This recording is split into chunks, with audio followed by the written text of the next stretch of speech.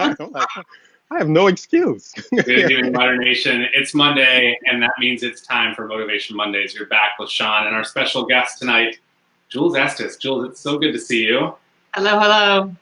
We took a week off for Memorial Day last week, but we've had you booked on the show for a while now. So excited to share your story with the world. Super excited to be here. Woohoo! Jules, how many Tough Mudders have you done now? Have you lost count? No, I am not one that loses count. I count them all. So I'm at 26, and I'm grateful that I've been able to do, even one because, with life and everything going on, I really cherish when I can get out to an event. What was your 25th last year? Big milestone? Was that? It was actually the 12-hour over in Minnesota when I did Sunday. And I did that, and I didn't really tell anyone. I just got my headband and went on my way. Yeah, you're silent like that. Yeah, you're one of those people, again, that we see that Clinton, myself, and Jason will see at the Toughers or the World's Toughest, that you just come through all night long, quiet, no big deal. And like, oh my God, there's Jules again. Yes, yeah. But all night long, just steady. Yeah, and Toughers, I went out there and I didn't have any pit crews for them either. So, a lot of people didn't, but you just kind of show up and do your thing, and it's awesome. Yeah. So how did you start with Tough Mudder? So that's a good story. So I have had an athletic background in my life. I was a high-level gymnast when I was a child. And when I say high level, I trained like 25 to 30 hours after school when I was a young kid up until college. In college, I had a full scholarship for gymnastics. I ended up canceling the scholarship because I got injured, and I realized I was psychologically damaged from my excessive training and hard coaching. And so I tried to get healthy. So I kind of fell out of athletics and was in a bad place for 10 years. And then I had my daughter, who's amazing. And I had a friend from gymnastics post that she was doing a Tough Mudder. So I thought, I can't figure out how to exercise after baby because everything was so overwhelming. So I said, if I have something to train for and a goal, I'll hopefully get my act together. So I signed up for the Tough Mudder with her and a team, and that was 2011 at Mount Snow, and you were there, Sean. I probably remember. This is my first shirt because it has the Mudder Pledge on it. Yay! Back in the day. And so I ended up doing it with a group of people, and I was like dying. I had a really hard time, but when I finished, I could not wait to do another one. Mount Snow is a bold choice for your first event. I didn't know, but I'm type 1 diabetic, and it was a big learning curve for me to figure that out doing an endurance event. So I basically totally blew what I should have done with my insulin for my first event. And I ended up with extremely high blood sugar that event, which can cause you to pass out, go into a coma. And I was almost at that point, but I was so angry. I could feel myself like everything was, I was losing my sound because when you're like about to pass out, you can't hear. I was losing my vision. And I just remember thinking, like, I do not want to pass out because I just did that 5 miles up that hill. The first 5 miles of Mount Snow was straight up, and all the obstacles are on the back end. And I'm like, I'm not going to get kicked out now and not get to do the obstacles. And luckily my husband was there, and I had gotten insulin. So by then the insulin kicked in, brought my blood sugar down, and I was okay. When we were talking earlier, you said that you were diagnosed at an early age when you were young. And your energy, it seems like you're very active, like this has been all your life. So what age and what was it like just growing up being type 1? So I was diagnosed when I was 7. My mother knew the symptoms, took me to the doctor, and immediately I was hospitalized. At the time I was diagnosed, they didn't have the technology that they do now, which helps you manage your disease. There's really hasn't been too much change as far as how the disease is managed to make it easier, but there are tools, much better tools now. So my parents never wanted me to be held back, so I was always active. I was a gymnast, and my mom said I was great when I was a kid because I don't remember that. I just took the shots, like the insulin needles, and gave it to myself at age of 7, and from there just took care, somehow just did what the doctors or whoever told me and managed through it. And then as the years have gone by, I've adopted new strategies or tools for caring for it. But I mean, my whole life, everything I can remember, I've been diabetic. So you obviously learned to manage that while being a gymnast and being a pretty advanced competitive gymnast. But how did that change when you shifted to endurance events? Yeah, so the weird thing is I never remember doing anything with my diabetes when I was a gymnast. But I mean, I was a national level competitor, and I just don't recall what I did, which is very odd. But it means that it wasn't that impactful on me, which I feel is great, that I lived my life. So with endurance events, I was lost. I really didn't know what to do. And at the time I started Tough Mudders, there wasn't a lot of information on the internet about endurance and diabetics, because I remember just searching and searching. And so what I've learned is I thought that first event, you don't need insulin, so I didn't get any. And what you need, insulin is what gives you energy for process your sugar. So now it's just been a trial and error. I've had a lot of issues trying to figure it out. And being type 1 diabetic, no 2 days are alike. It's like the opposite of Groundhog Day, where you can have the exact same day that you had the prior day, do exact same activities, eat the same food, but yet your blood sugar will not react the same way. So it's just random. So every day is a new day. So you just have to be able to have strategies to figure that out as you go. So whether you need insulin or less insulin or more insulin. And so I've just learned to kind of figure it out again as I go. And now there are more people out there doing endurance events, so there's more information that can be found. See, go ahead, John. Well, I was going to say, I remember at one of our toughest events, and I was roaming through on the ATV, and we went by you. You were out there on the course, but you were sitting on the side, and I think you were injecting yourself. Yes. And I was like, I knew that you always had the diabetes, but that was the first time I ever seen you did that. And of course, I'm concerned. I'm like, I hope she's okay. Are you okay? And I said that to you, and you were like, fine with it. I think that was Dallas, possibly, and for that event. So now I carry an insulin pen.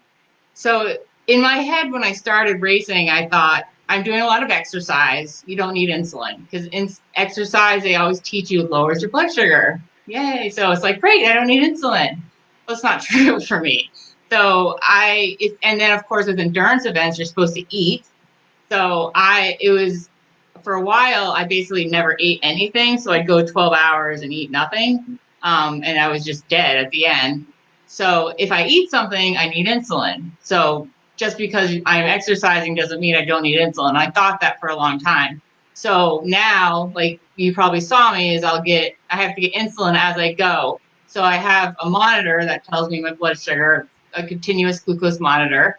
I keep it on me during the race in waterproof bags, and I check that. And so if I see myself rising beyond a certain level, I want to stop it before I end up going too high. And I remember the Dallas race, I just was struggling with high blood sugar. I must have gotten 15 injections of insulin throughout the night, because I was doing very small amounts, because my other fear is if you get too much, you have super low blood sugar, and whatever energy you may have had is completely gone. So I was just doing little tiny increments, and over the span, I had like 15 injections, and I got really frustrated. And I think you saw me cry for the first time I'd ever cried, briefly. But I came into the pits, I was just so irritated, and then I just left. I was like, suck it up. Yes. Yeah. You went right back out, and I always worry. I'm like, oh, I hope she doesn't overdo it. I hope she'll be okay. But I've seen you actually stop and pace yourself. So Yeah. yeah, that, I was just really frustrated because I just, again, like I said, every day is new and different, and it's like I did exactly what I did in Minnesota, and Minnesota, I had relatively good blood sugars. I'm doing the same thing, and now I'm having extremely high sugars. And so again, you just figure, you just have to keep trying, and that, like with mutters, just keep moving. You just keep on going, and it's totally possible to do all this stuff. There's so many diabetic athletes now doing crazy things. Just keep pushing through. Yeah. So you ran 2011 Mount Snow, first event. Nearly died. Came across the finish line, got hooked. How did you progress from there to doing 12-hour toughest and 24-hour worlds? So I actually had another child then. I couldn't do another Tough Mudder. And after my second, I was pregnant, couldn't do another one. And I remember saying, I want to get in shape faster than I did with my daughter, because it took me 2 years after her. So I was signed up like right away. But then I had pregnancy complications. I had an open wound on my body for like 6 months after the baby. So I couldn't train, but I ended up going and doing the 1 year pass, and it was awesome. So, but I wasn't in super shape. And then I just had always watched, I just love the obstacles. The adrenaline, the energy at the events. I met some great people. And I watched, Amelia Boone. Saw Pac, back in the day in Jersey. I watched all the videos, everything I could get my hands on. And I was just so impressed with the people who did the long events. And I was intrigued, and I just thought they were the most badass individuals, and I always wanted to try to be one. And then I eventually signed up for Worlds in 2017. I hadn't done a toughest yet. I just went right to Worlds. But I felt like my kids were old enough, because I always feel bad leaving them behind. And my husband is amazing by taking care of everything while I'm out running and racing and doing that stuff. This was your third Worlds in 2019, right? Yes. I can't wait for more. So physically, this is a challenge, but mentally too. Doesn't that come into play? I mean, does it, when you're ever out there, is your mind saying, "Okay, stop, get out of here, you're crazy"? Yes. Oh yeah. Yes. Honestly,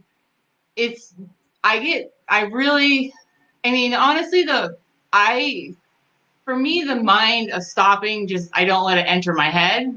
So like the freezing year, I kept going. That year was so freaking cold, but I, was just out there limping through. And I remember finishing, and I did pretty well in the standings. And I was like, wow. But I remember thinking, it's just because I was survived.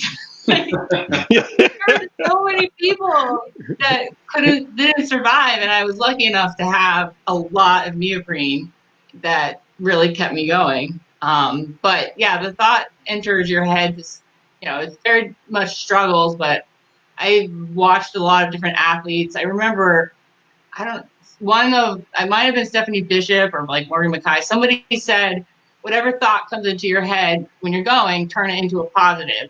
So if you think your legs are, my feet really hurt, you say, my feet really hurt because I'm traveling a huge distance that most people, aren't out there doing, and it's amazing. Like, my hands are cold. They're cold because, you're achieving something in weather that, and it becomes very difficult to come up with unique things to say. And so you, as I say, like, my knee hurts, and then I think in my head, and it might be like 15 minutes before I can come up with that positive spin, because I don't want to keep saying, because you're doing something amazing, 100 times. And that's kept me going for a lot of the race. So it's like a mind game to say, as soon as you get that bad thought, like, twist it around and change it into something positive. Yeah, that sounds like some great NLP exercises, techniques. And there are other people out there, even though, like, you're the first one that I knew of, but there are other people out there that are type 1 also, or even type 2. well, I didn't know of any until I had done it. Take off some of my headbands, and I ended up finding out the most Legionnaire is his name escapes me now, but there are this last Tough Mudder. There was, I think, 7 or 8 of us doing the event, and like another guy like Mark Raby, he's got diabetes and he's done more than myself. And there's like Mike Schofield. There's a whole bunch of different people that have done some. But the other thing with diabetes treatment is everybody. It's not the cookie cutter treatment. Whereas each person will treat their disease a different way. So and when you talk to people, you may say, how do I deal with this challenge? They're like, well, I don't know. They're like, that's not what I do. I don't have a pump. I don't have a CGM. Like, I just get injections. So I don't know. And then so that's always a unique thing. So like, I know just figuring out who does what and how that you can adjust that for yourself. Because I mean, diabetes as a disease is just 100%, the person has to control it. A lot of times the doctors are just there to guide you. But every day you wake up and every minute you have to adjust your insulin or your food, or it's just never ending. But diabetics are absolutely doing worlds and all sorts of other amazing things. Yeah, it was really great to see you jump in with the group from Project Mud. I think they were calling it this past year, but a group of first-time World's Toughest Mudder runners, one diabetics, and who had trained intentionally to come out to do Dallas and anticipated to be able to manage their blood sugar through a long format endurance event like that. And I think they all signed up again. Yeah.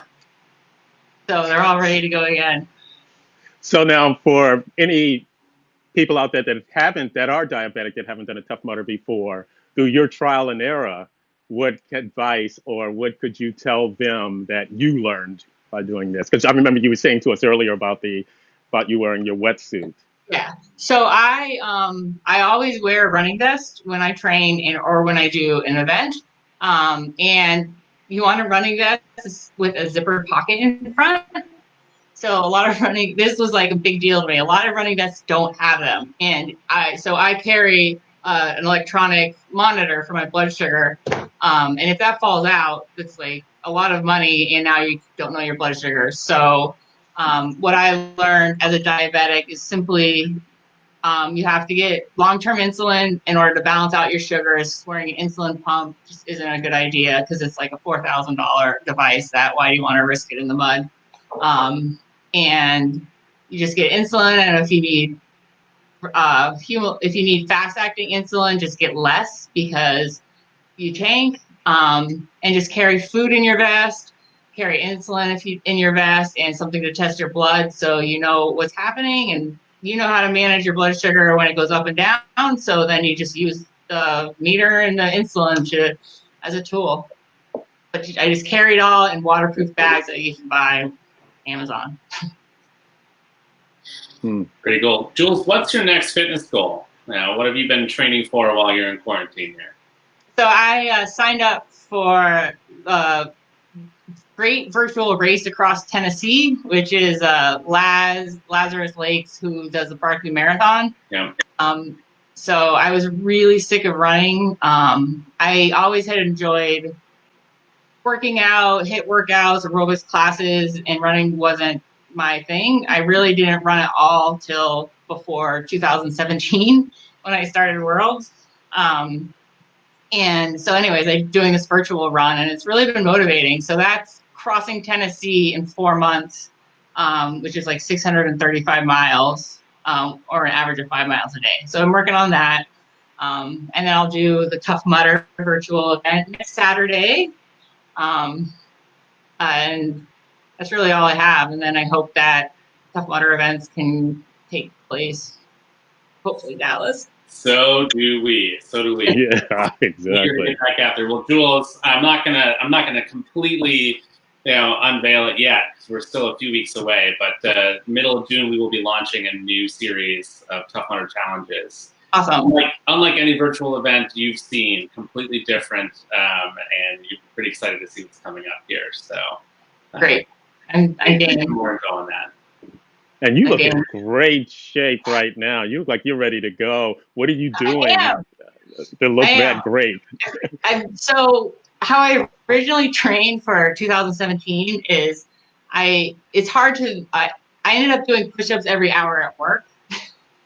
And I got my arms really fit because, you know, you're at work for 8 hours and then you just do one set. So whether you can do 5, whether you can do 3 or whatever it is. And I just break it up, you know, and I kind of started doing for 6 hours.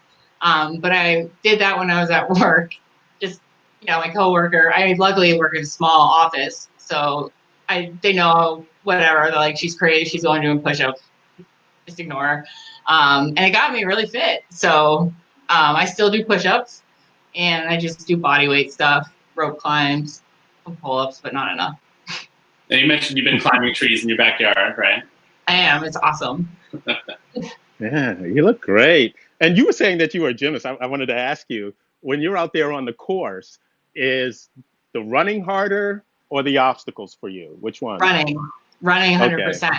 Like last year at Worlds, I hit the bell, and the volunteer said that I was the only female that was able to hit the bell. And a lot of that is simply because in gymnastics, I still had a hard time. Like, the bell was really far, but you learn how to kick, and, you know, when you do a dismount off bars, there's a certain way to do it, so you know how to fling your body a certain way. So it's helpful in those types of things. For body control and how to propel yourself certain direction. Do you have a favorite and the least favorite obstacle? I really like the jumping, like leap of, I do like I can't even think of the name, ring the bell. King of Swingers. I honestly hate Everest. I really hate Everest. Really?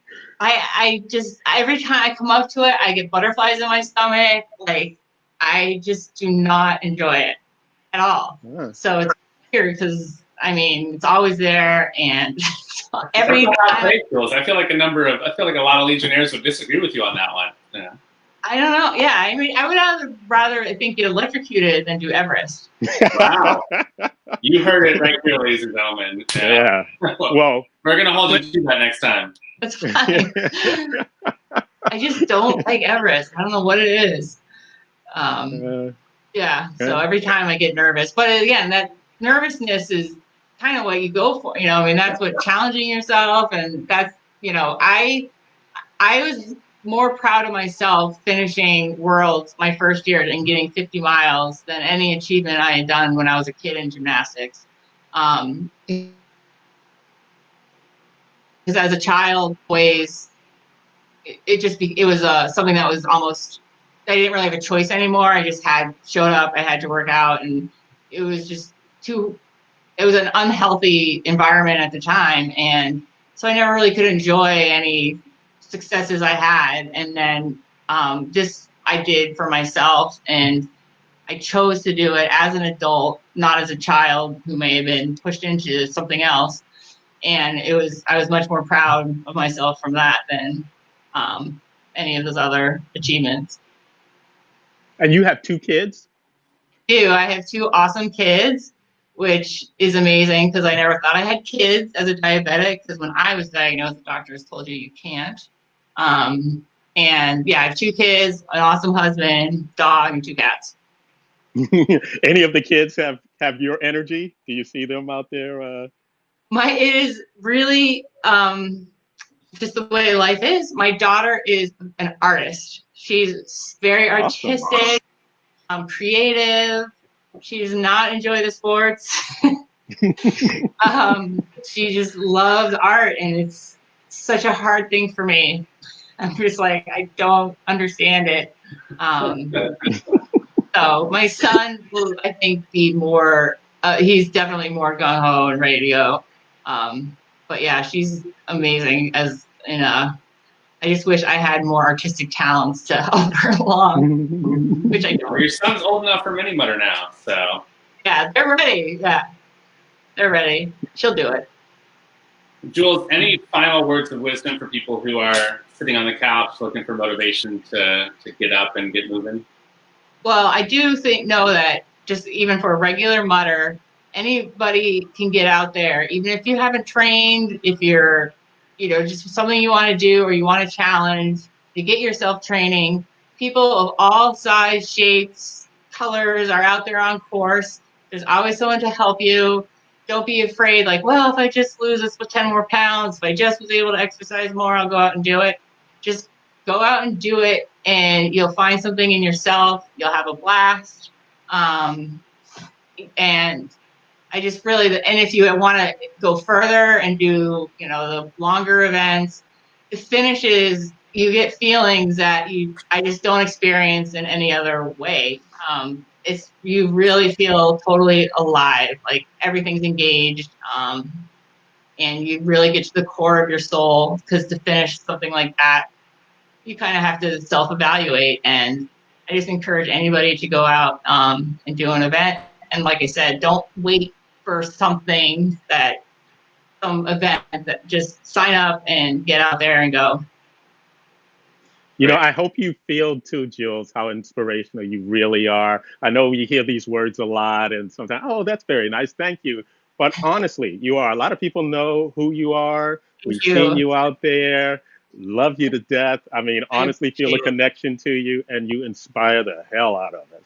Well, you guys, I first time saw you, Kyle, in Minnesota, coming backwards, of course, right after I did the monkey bars. And I'm like, are you like the guy who's like in charge, like on course? What are you doing? And he's like, I'm on the obstacles. I was like, yes.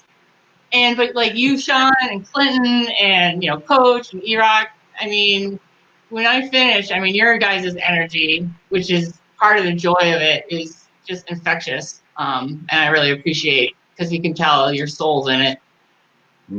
Yeah, I get to watch people like you. You make it easy for us, Jules. Yeah. I appreciate that. But yeah, I mean, just like one foot in front of the other. And I tell myself that too. And on the longer events, just, and walk, you can fully walk like almost the whole thing and still achieve high miles. Absolutely. Don't have to be like a hardcore runner, because I just do some sweet, like South Beach, like hips shaking, like fast walking, and you got it. Just gotta keep moving forward. Yeah. Well, thanks so much. We will see you as soon as it's safe to be racing again. We know you'll be there. So good luck on your virtual run across Tennessee, and we'll talk to you soon. Awesome. Thank you. Love you guys. Bye. Love everyone. Bye.